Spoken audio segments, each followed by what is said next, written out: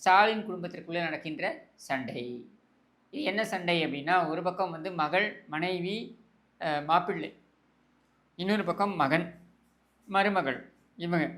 என்ன சண்டை அப்படின்னா, இவங்க இந்த டாஸ்மாக் ஊழல் விவகாரத்தை பொறுத்தவரைக்கும், இது அடுத்தது அவர்கள் வீட்டை தான் தட்டப்போகிறது. அப்ப அவர்களுடைய வீடு எந்தெந்த கதவுகளை தட்டப்போகிறது? சபரீசன் ஈசிஆர்ல வாங்கி போட்டிருக்கான் பாருங்க. அதில ஒரு 3, 4 மாடிக்கு வாங்கி போட்டிருக்கான் பாருங்க. அது எவன் வீட்டு பணம்னு தெரியாது. இவன் எங்கேருந்து சம்பாதிச்சானும் தெரியாது.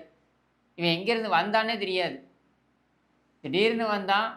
இந்த அமாவாசை சத்யராஜ் மாரி அட்லீஸ்ட்டு அந்த அமாவாசை சத்யராஜாவது அந்த படத்துல ஒரு எம்எல்ஏவா தேர்வாயிருப்பான். இவன் அது கூட கிடையாது. இவன் ஸ்டாலின் மகள் செந்தாமரையை திருமணம் செய்தான் என்கிற ஒரே ஒரு தகுதியை தவிர்த்து, இவனுக்கு வேறு எந்த தகுதியும் கிடையாது. ஆனால் வந்த உடனே இவன் வந்து அதிகாரத்தில் கோலோச்சுகிறான். அது எப்படி? ஆட்சிக்கு வந்த உடனேயே இந்த செக்ரட்டேரியட்டுக்குள்ள ஸ்டாலினுக்கு பின்னால இவன் நிற்கிறான்.